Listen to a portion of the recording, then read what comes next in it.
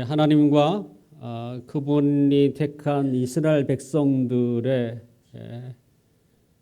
서로 어떤 관계일까? 우리는 관계에 따라서 그를 대하는 태도가 좀 다르죠. 겉으로 보기에는 보통 사람처럼 그렇게 중요한 사람처럼 여기지 않을지라도 혹시 직장이라면 저분이 사장의 친척이래, 이 말을 듣는 순간 그를 대하는 태도가 달라지지 않겠습니까? 그러니까 그 사람보다도 그 사람이 누구와 관련이 있는가,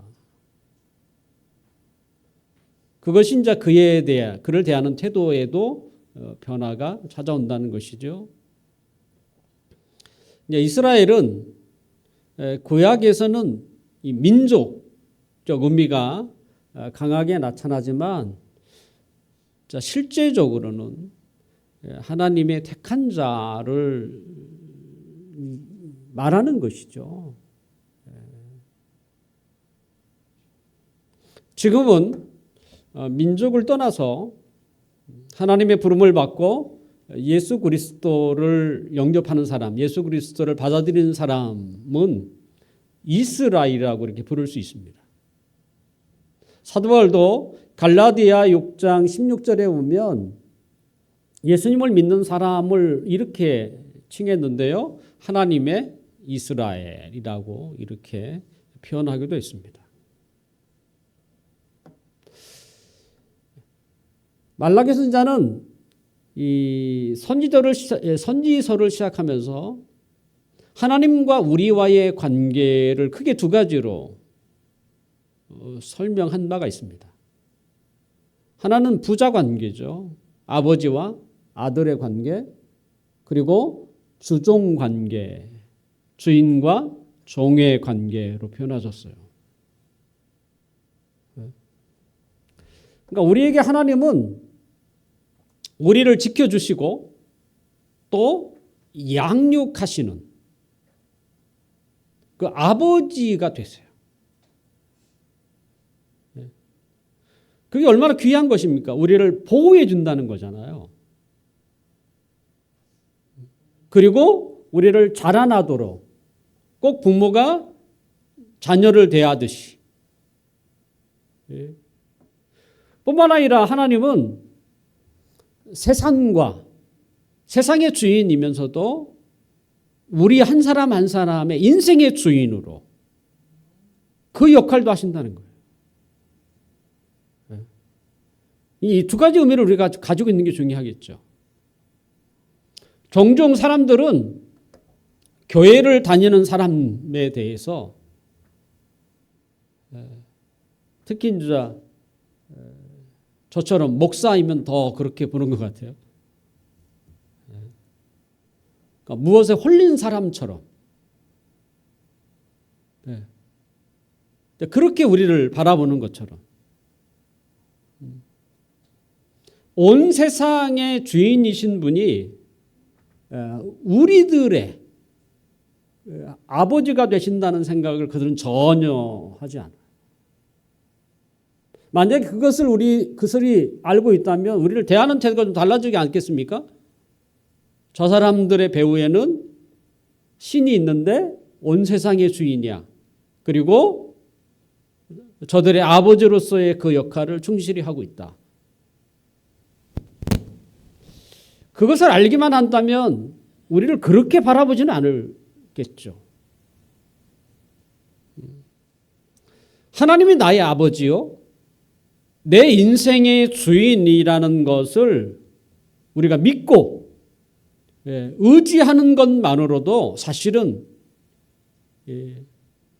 큰 힘이 되죠.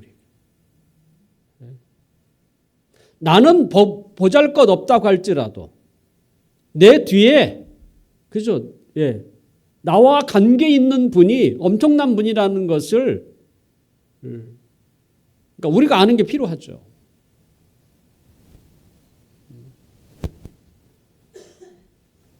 그러므로 하나님과 그를 믿는 사람들의 이런 관계만으로도 사실은 우리는 놀라운 복을 받은 사람입니다. 이것만으로도 복이에요, 사실은. 왜냐하면 그것은 상상이 아니고 실제 현실이에요.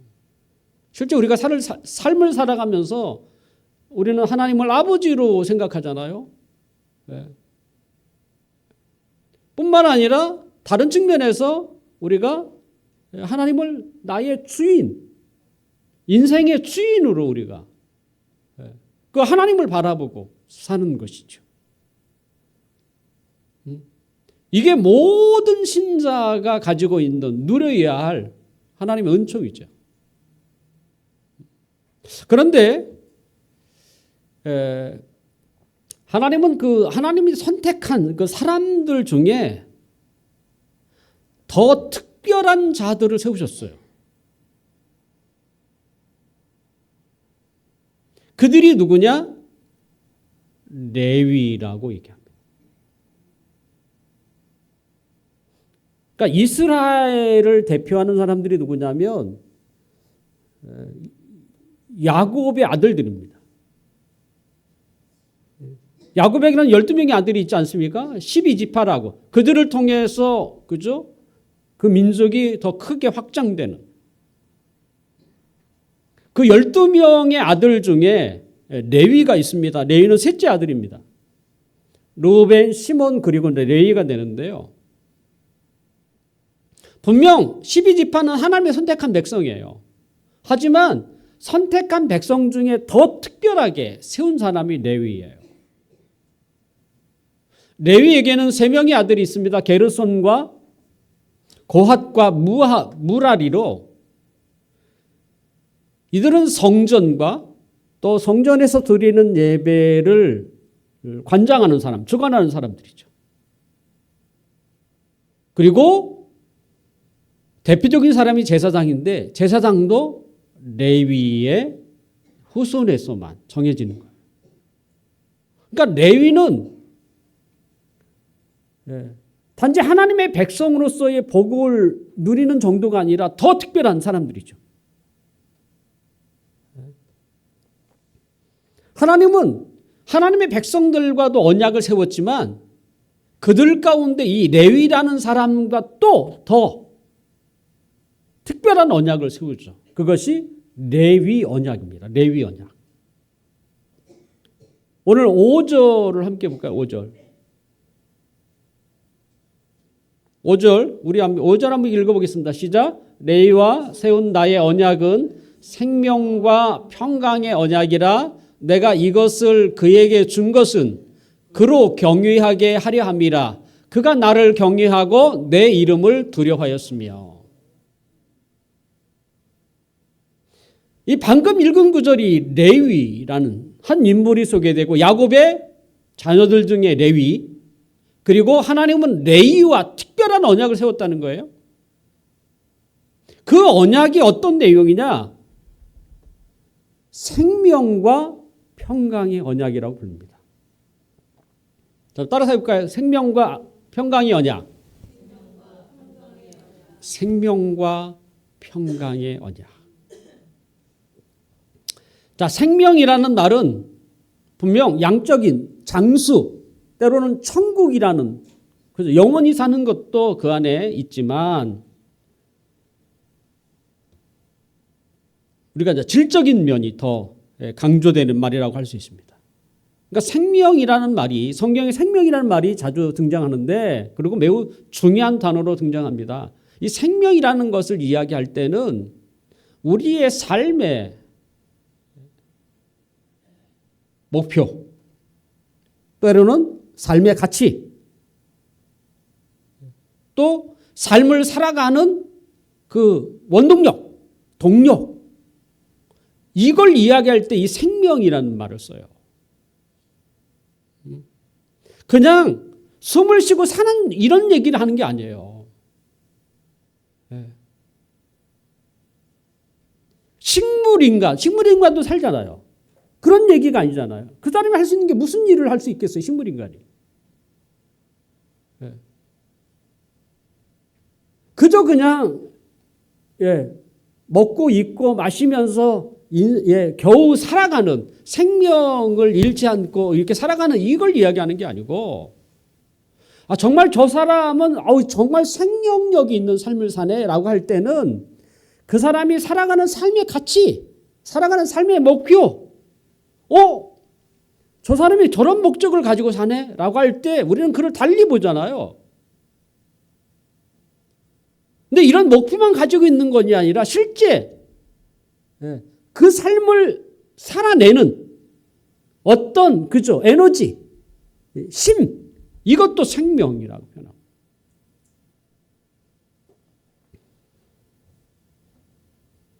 레위가 세운 이 생명과 평강의 언약. 생명이 이런 뜻이라면 평강은 뭡니까? 우리가 다른 말로 하면 그저 평안이라는 말과 같은 말이죠. 이 평강은 우리가 이렇게 이해하는데 쉬운 단어가 뭐냐면 그냥 행복하다, 만족스럽다, 기쁨이다, 이런 표현과 같은 말이에요. 참 행복하다, 이런. 결과적으로 생명과 평강은 우리가 이 세상을 살아가는 데 가장 필요한 거 아닙니까? 마음에도 평강이 있어야 되고, 그 다음에 그의 살아가는 삶의 방향이나 또 살아가는 그 에너지. 정작 우리가 필요한 게 그런 거잖아요. 그것을 뭐라고 했냐면 생명과 평강의 언약이라고 소개하고 있습니다. 많은 사람들이 행복을 추구하며 살아갑니다. 자, 이런 질문을 여러분에게 드린다면 어떻게 생각하실지 모르겠는데, 여러분에게 지금까지 살았던 삶 속에서 가장 행복했다고 느꼈던 때가 언제입니까?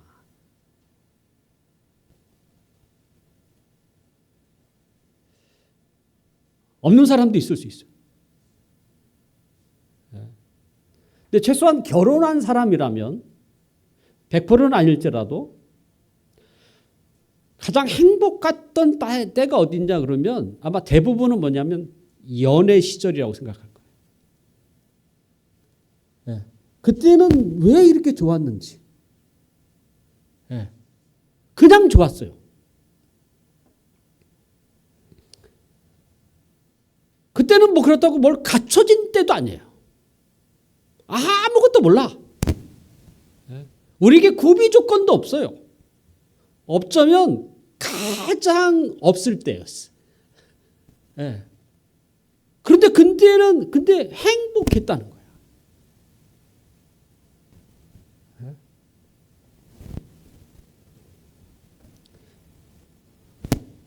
우리가 그렇게 행복한 순간들을 지나고 나서 우리는 그 행복을 찾기 위해서 달려갔습니다.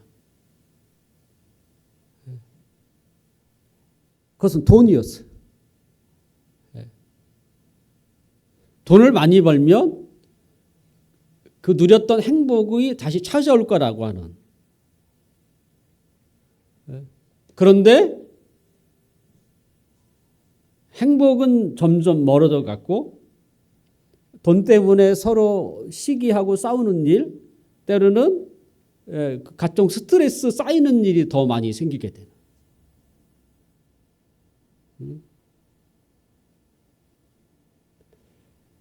저만 그렇게 공감하나요?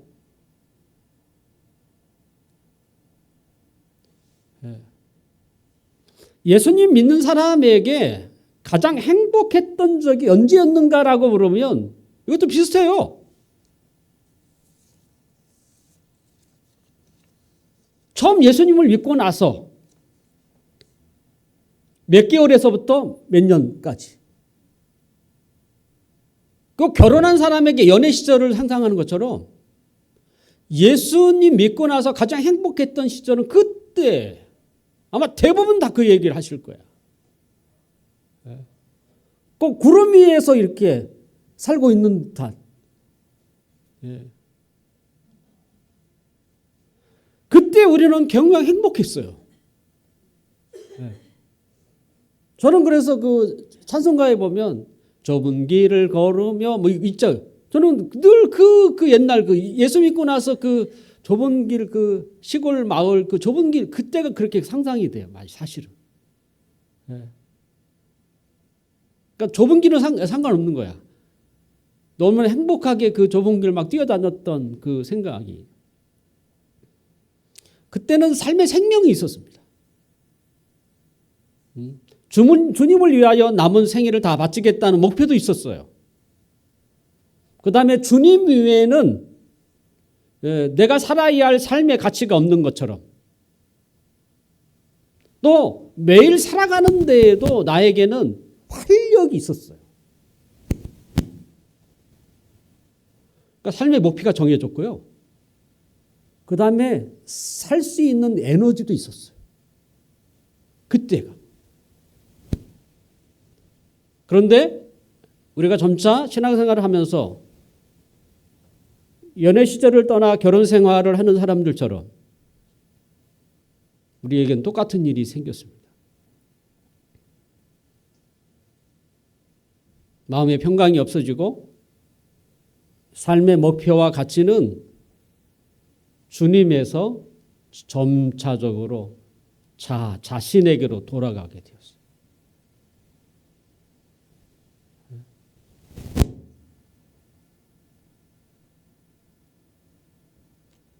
뭔가 이상하게 돌아간 거예요.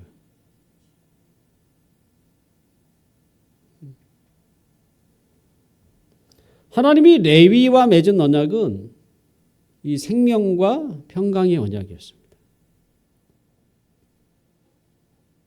이 언약의 중심이 뭔지 아십니까? 오늘 5절에도 그 얘기가 써 있어요. 내가 이것을 그에게 준 것은 그로 뭘 하게 해요? 경외하게 하려 합니다.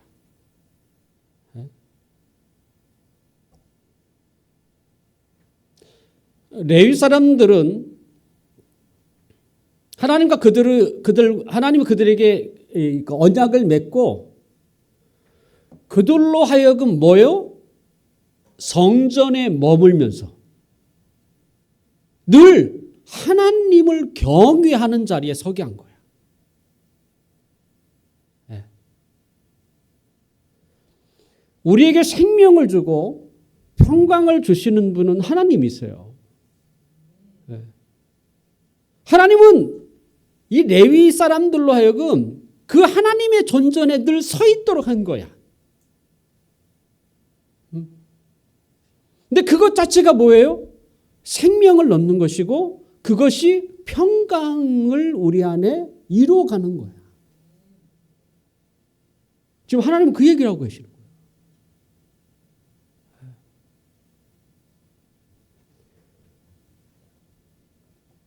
어떻게 보면 그 연애 시설과 결혼 생활 그리고 처음 예수님을 믿고 나서 신앙생활 너무 이렇게 빗나가는 거예요. 연애 시절에 행복했던 이유는 다른 문제가 아니었어요. 사랑하는 사람 때문이었어요. 우리가 예수님을 믿을 때도 뭐예요? 예수님 때문이었어요. 다른 게 아니었어요. 그런데 정작 중요한 사람하고 멀어지기 시작하는 거야. 사랑하는 아내 자리에, 사랑하는 남편 자리에 돈이 자리를 차지하고 또 상혁이 시온이처럼 자식이 그 자리를 차지하는 거야. 신앙생활 하면서도 마찬가지죠. 주님 한 분 때문에 그렇게 행복했던 시절이 있었는데 점점 나에게 생명과 평안을 주시는 주님과 거리를 두기 시작합니다.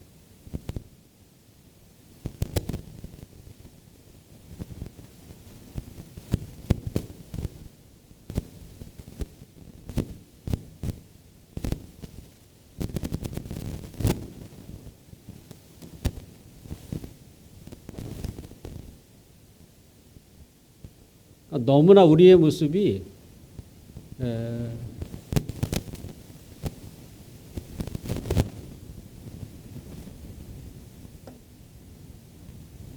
그렇게 이제 변해가는.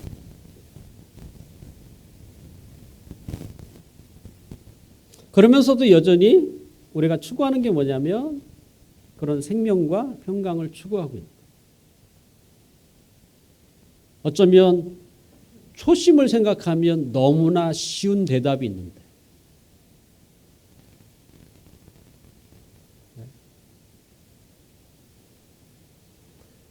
하나님의 자녀가 되는 것, 이것은 생명과 평강을 얻는 것과 같습니다.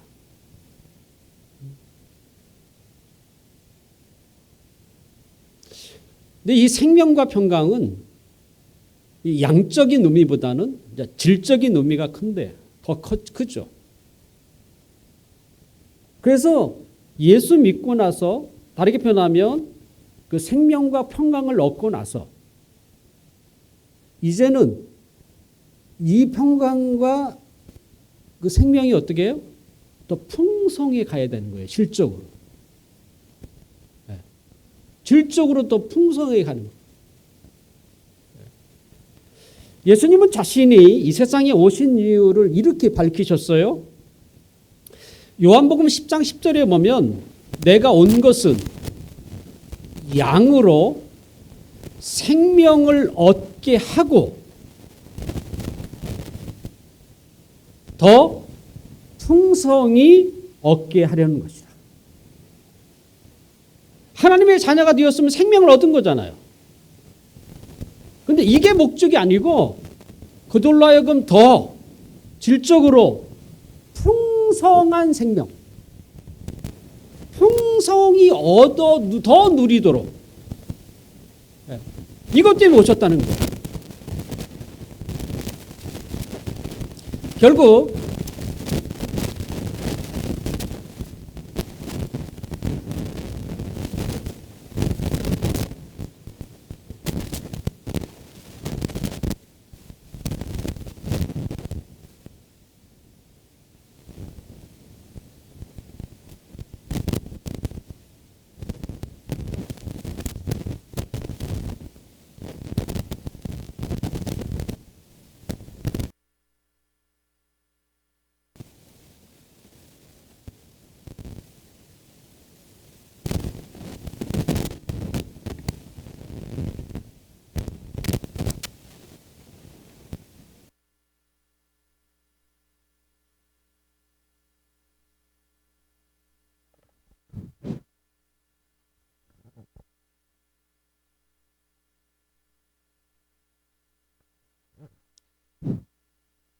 됐어요? 잘 들립니까?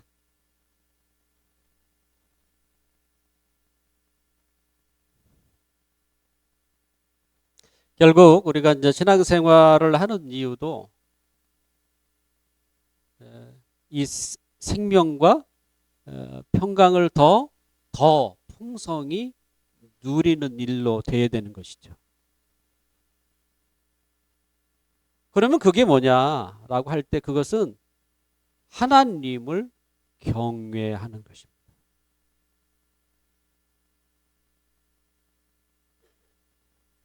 이 하나님을 경외한다는 말은 범사에 하나님을 인정하는 거예요. 모든 일에 하나님을 인정하는 거예요.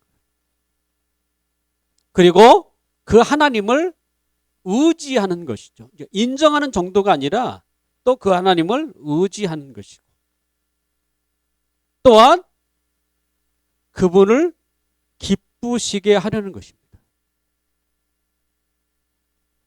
하나님을 기쁘시게 하기 위해서는 무엇이 필요하냐면 하나님의 뜻대로 사는 일이 필요해요.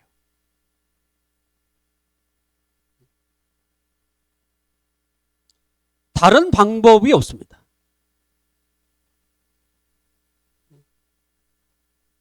하나님의 뜻대로 살려면 먼저는 그 하나님의 뜻을 아는 일이 우선돼야 되겠죠. 하나님이 제사장들을, 이 레위 가운데 있는 제사장들을 세운 이유는 그들로 하여금 하나님을 경외하고, 왜냐하면 성전 안에서, 성전이라는 뭐는 하나님이 계신 곳이잖아요. 그리고 하나님에 관한 일을 매일 하는 사람들이잖아요. 일상이. 그래서 그들이 먼저 하나님을 경외하는 뿐만 아니라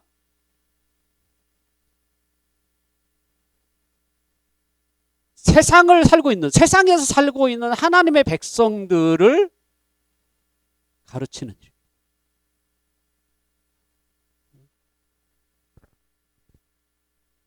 그들도 하나님을 경외함으로 생명과 평강을 더 풍성히 누려야 되잖아요.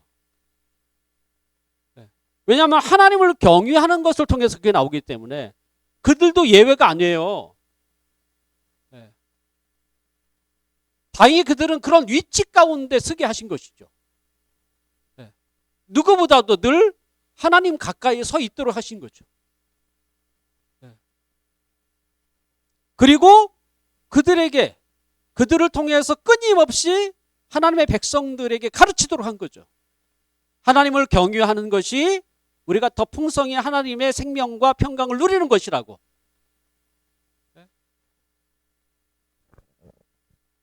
그래서 오늘 본문 6절과 7절을 함께 볼까요? 6절과 7절. 6절과 7절 우리 함께 읽어봅시다. 시작. 그의 입에는 진리의 법이 있었고 그의 입술에는 불의함이 없었으며 그가 화평함과 정직함으로 나와 동행하며 많은 사람을 돌이켜 죄악에서 떠나게 하였느니라. 제사장의 입술은 지식을 지켜야 하겠고 사람들은 그의 입에서 율법을 구하게 되어야 할 것이니 제사장은 만군의 여호와의 사자가 됨이거늘. 이 사자라는 말이 메신저예요. 하나님의 말씀을 전하는 사람, 가르치는 사람, 메신저 역할. 결국 제사장이 하는 가장 중요한 게 무엇이냐면 하나님의 진리를 전달하는 역할, 가르치는 역할을 하는 것이죠.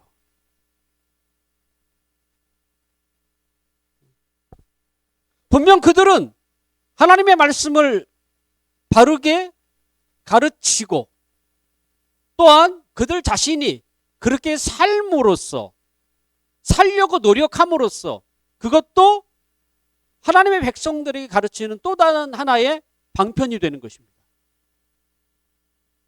분명 제사장들도 뭐예요? 인간이에요. 그러니까 한계가 있다는 것이죠. 넘어질 수 있다는 얘기예요. 하지만 그들이 하나님의 말씀을 가르치는 자로서 그 가르친 대로 살려고 노력하는 것. 그것을 해야죠. 가르치기만 잘하고 그렇게 살지 않으면 당연히 뭐가 없겠어요? 생명과 평강이 없습니다.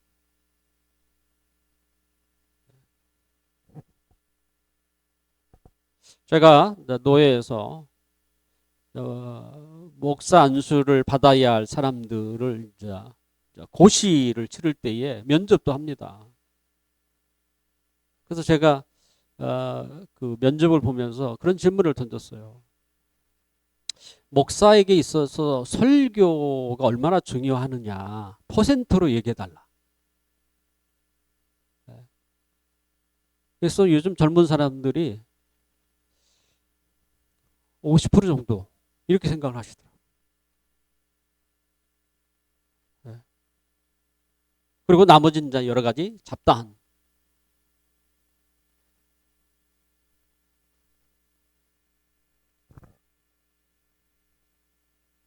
근데 우리가 하나님의 말씀을 떠나서 하나님을 경외하는 것이 가능한가?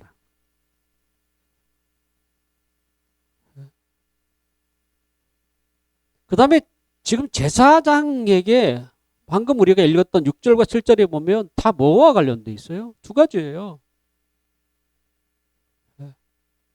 진리, 너희가 그 가르쳐야 한다, 율법. 그리고 너희가 그 안에서 살려고 해야 한다. 6절 보세요, 6절. 6절에 보면 하나님과 동행해야 되고 화평과 정직함으로. 너희들이 그 말씀을 살려고 하는 것뿐만 아니라 너에게 진리의 법이 있기 때문에 그걸 다른 사람들이 가르쳐줘야 한다. 어떻게 보면 가르치는 것에 사실은 그죠? 포인트가 다 거기에 있다고 말할 수 있죠. 예수님께서도 요한복음 14장 21절에 보면 나의 계명을 지키는 자라야 나를 사랑하는 자니 나를 사랑하는 자는 내 아버지께 사랑을 받을 것이요 나도 그를 사랑하여 그에게 나를 나타내리라. 결국 하나님의 말씀을 지키는 사람, 이게 신앙생활 아닙니까? 그게 하나님 사랑하는 사람에게 나타난다는 거예요. 그게 하나님을 경외하는 거예요. 제가 말씀을 드렸잖아요. 범사에 하나님을 인정하고 그 다음에 뭐예요? 하나님을 의지하고 그 다음에 하나님을 기쁘시게 하는 것, 세 가지를 말씀드렸어요. 하나님을 기쁘시게 하기 위해서는 그게 하나님을 경외해야 되는데 하나님을 경외하기 위해서는 하나님의 말씀대로 살려고 해야 되는 거예요. 내가 하나님을 의지하고 내가 하나님을 인정하는 것과 다른 이야기예요. 그건 하나님의 말씀을 순종하려면 먼저는 하나님을 인정도 해야 되죠. 그거 인정 없이 하나님을 의지하지 않고 어떻게 하나님 말씀을 순종하겠어요?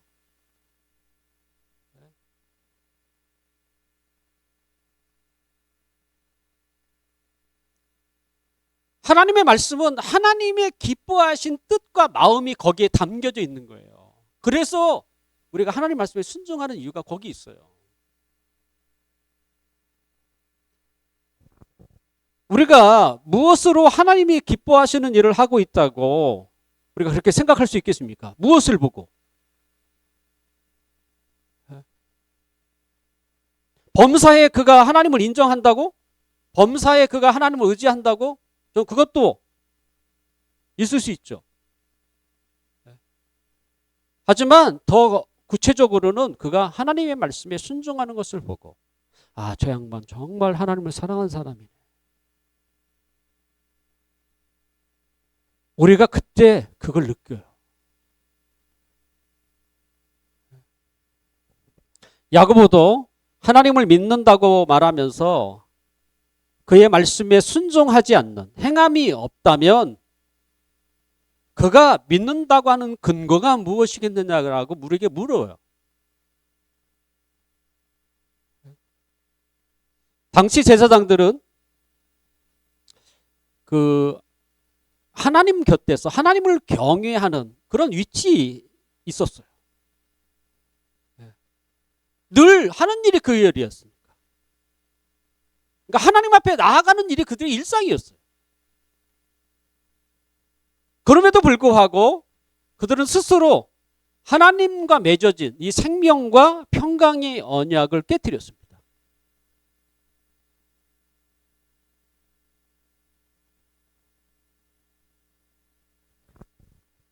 말라기 선지자는 그들의 죄가 무엇인지를 우리에게 이야기하는데요. 그게 8절이에요. 8절. 8절을 함께 읽어볼까요? 너희는 옳은 길에서 떠나 많은 사람을 율법에 거스르게 하는도다. 나 만군의 여호와가 이르노니 너희가 레위의 언약을 깨뜨렸느니라.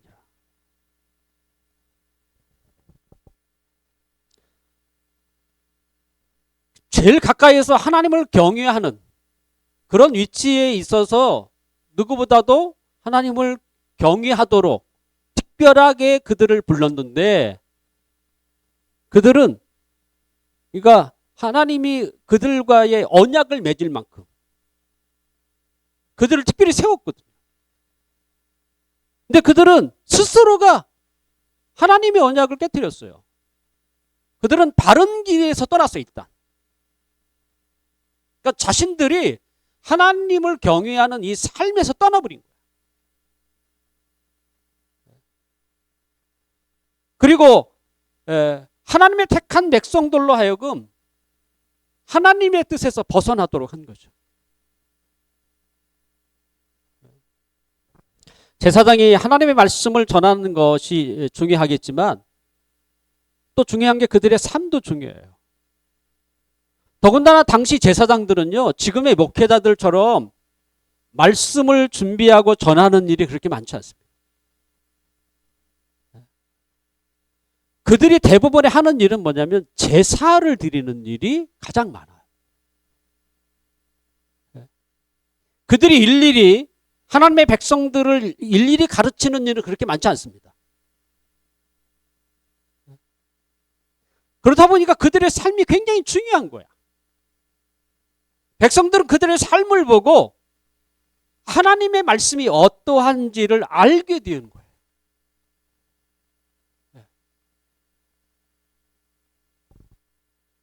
그런데 하나님을 경외해야 할 그 제사장들의 모습에서 하나님의 기쁘신 뜻이 보이지 않는 거예요. 당연히 정결한 예물을, 제물을 드려야 되는데 그걸 눈 감아주고, 그러니까 사람들은, 하나님 백성들은 어떻게 생각했어요? 아, 하나님이 이렇게 정결하지 않는 부정한 제사를 드려도 이걸 기뻐하시는구나, 이렇게 생각을 하게 되는 거죠. 그러니까 하나님의 뜻과 거리가 멀, 누구를 통해서? 제사장들이 하는 것을 보고 그들도 바른 길을 걷지 못했을 뿐만 아니라 하나님의 백성들에게도 하나님의 뜻과 어긋나는 삶을 살도록 그렇게 그들을 인도했다는 것이죠.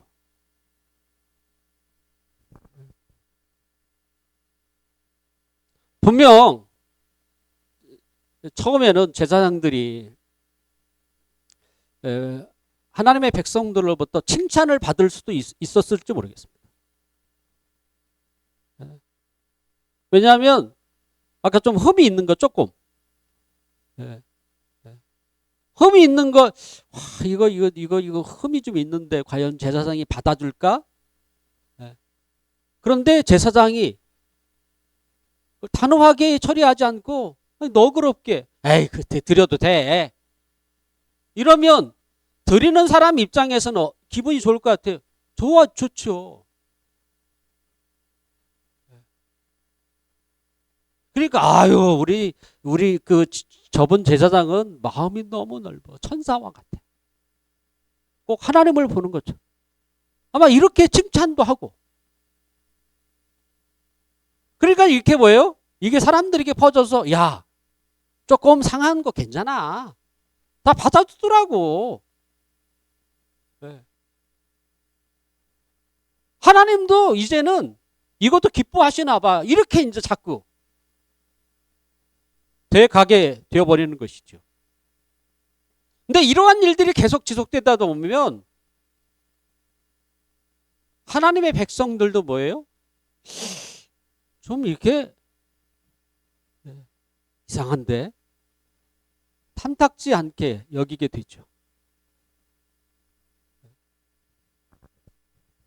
그래서 나중에는 비난을 받는, 오늘 본문 9절에도 그게 있습니다. 나중에는 사람들에게 멸시와 천대를 받게 된다.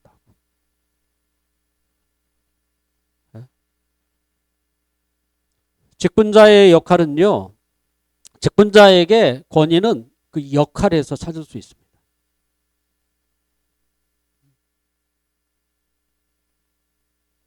그 성품에서 찾는 게 아니에요. 그 역할에서 찾을 수 있어요. 사도 바울은 로마서 12장 6절에서 8절에 보면 직분자의 역할을 이렇게 표현하고 있습니다. 예언하는 자는 믿음의 분수대로, 섬기는 자는 섬기는 일로예요. 가르치는 자는 가르치는 일로,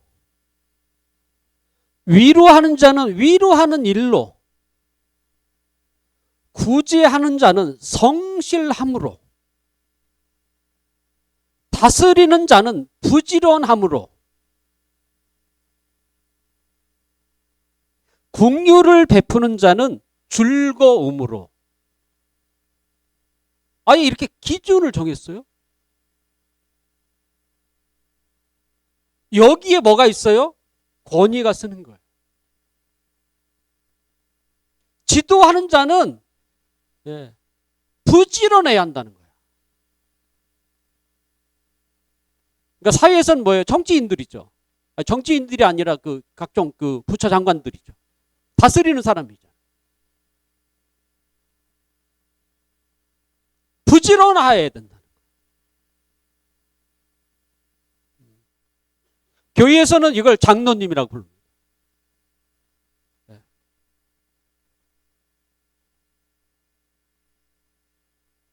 왜냐하면 다스리는 장로가 장로거든요.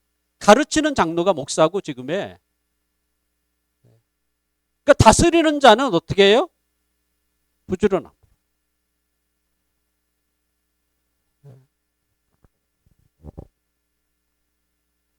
결국 직분자는 권위를 어디서 얻냐면 그 역할에서 얻는 거예요.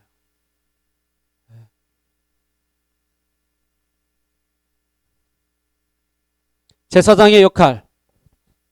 제사장의 그 역할, 그 사람의 마음이 넓고 좁고 그게 문제가 되지 않아요. 과연 그가 하나님이 그를 세운 그 중요한 목적을 얼마나 그가 이뤄가고 있는가. 그것을 통해서 그들이 권위가 세워지고 그 권위가 무너질 때에는 사람들로 하여금 멸시와 천대를 받는.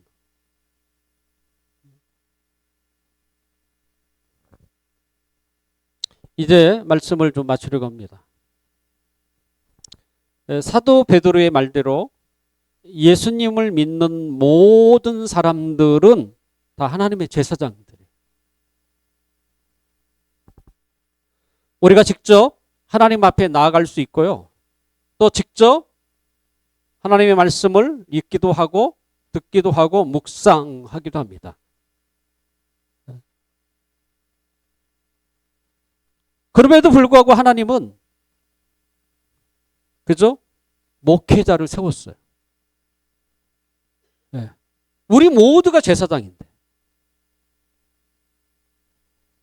성도도 제사장이고 목회자도 제사장입니다. 제사장으로서 목회자의 역할이 뭐겠어요? 하나님의 말씀을 바르게 선포하는 거고 가르치는 것이죠. 거기에 목회자의 권위가 있는 것입니다. 그리고 제사장인 성도들은 그 하나님의 말씀을 듣고 순종하며 살아가는 것이죠.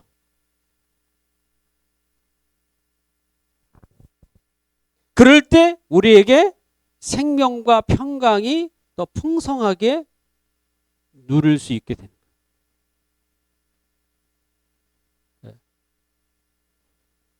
목회자가 하나님의 말씀을 가르침으로써 권위가 세워지긴 하겠지만 그가 그 말씀을 따라 살지 않으면 그에게도 생명과 평강의 풍성함은 주어지지 않습니다.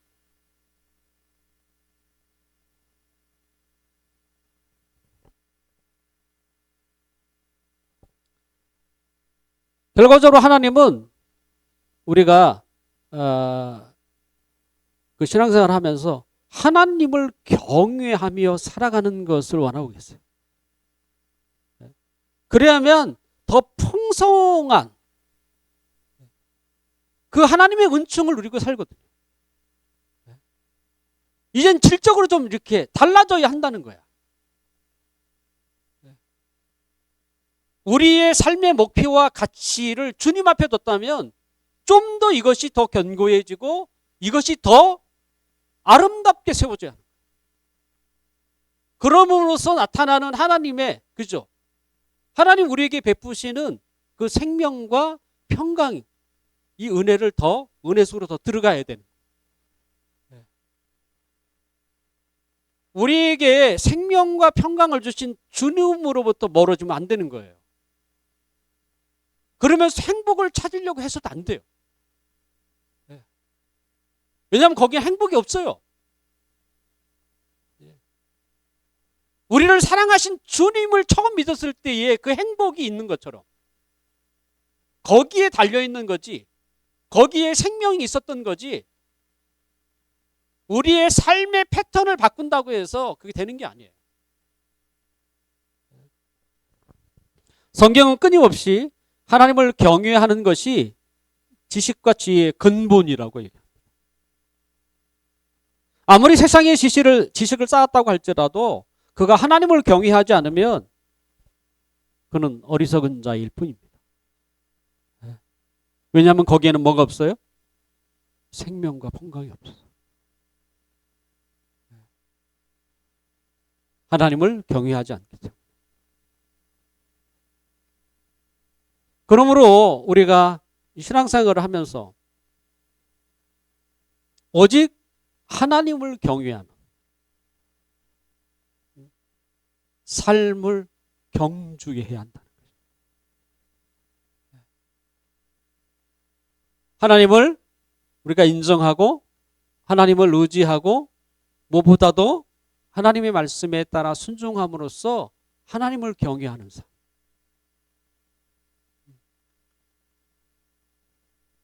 그럴 때 우리의 신앙의 그 자리가 점점 성숙해 가는 거예요. 이전에 알지 못했던 것들을 훨씬 더 알아가고, 이전에 느끼지 못했던 것을 우리가 느끼고, 그러면서 예전과 다른, 그러니까 우리가 예수 믿을 때만 얘기해서는 안 되는 거예요. 결혼하고 나서 연애 시절만 얘기하면 안 되는 거죠. 더 성숙해 가는, 질적으로 좀 성숙해 가야 할 필요가 있어요. 더 알아가고 관계가 더 깊어지고, 그럼으로써 하나님이 우리에게 주시려고 하시는 그 은총의 세계로 우리가 점점 깊이 들어가는.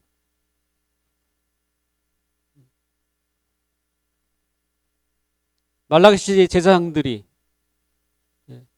그들을 하나님이 특별히 세워서 그 일을 하도록 했는데 그들이 스스로 언약을 깨뜨려 버렸어요.